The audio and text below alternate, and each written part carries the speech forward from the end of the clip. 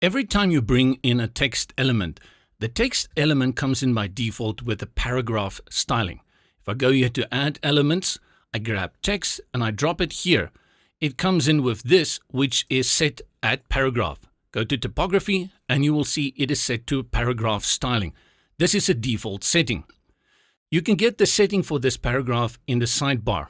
You can either go here to the paintbrush that says styling, or while you are in the text element, typography, you can click on this little cog over here next to typography, and this will also open up the sidebar from where you can do the styling.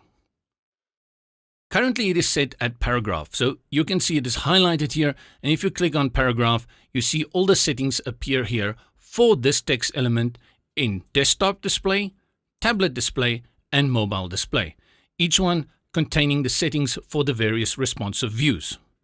If I want to change this text element to a header, I can go to typography and I choose any of my preset styles. In this case, I will choose heading 1. Now, this heading 1 again is drawn from our styling options over here. This is truly a great feature, making sure you are in full control of your site's styling. Let's say after a while, I want to change the font for this heading. All I need to do is go to heading 1 and then change the font. And up here, I can change the size. I can change the weight and line height and letter spacing. I can also set different settings for the tablet and mobile responsive views. This means that everywhere on my site that I have applied this styling, it will affect that styling. This cuts out any unnecessary hopping around trying to make individual styling changes to all the various elements. It can all be done over here. Brizy comes by default with a number of presets that you can use. Like I just showed you, you can change it, or you can add your own.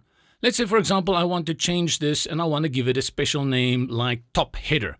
All you need to do is go to the bottom where it says add new. Scroll a little bit down and you will see new style option appear over here. Triple click to select everything and let's call this new heading style. From here, you can now make changes to your new heading style and set it up. If you go back to your text, click on T for typography, and then scroll all the way down and choose new heading style, and it will apply to that one.